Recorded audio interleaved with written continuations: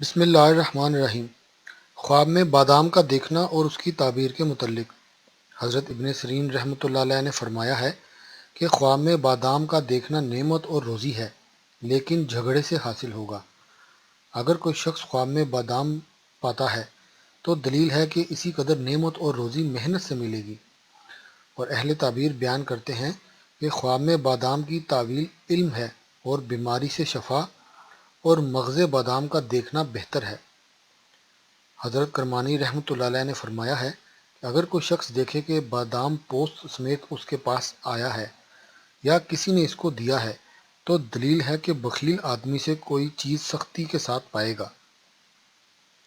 اور اگر دیکھے کہ مغز یا بادام سے تلخ روغن نکلا ہے تو دلیل ہے کہ اس کو کسی کنجوس آدمی سے اس روغن کے اندازے کے مطابق فائدہ پہنچے گا۔ حضرت جابر مغربی رحمۃ اللہ علیہ نے فرمایا ہے کہ خواب میں بادام کا دیکھنا مال اور نعمت ہے، لیکن اگر بادام کو پوست کے ساتھ دیکھے تو یہ دلیل ہے کہ مال سختی اور رنج کے ساتھ ملے گا، اور اگر بادام کو بغیر پوست کے دیکھے تو دلیل ہے کہ مال و زر آسانی کے ساتھ ملے گا۔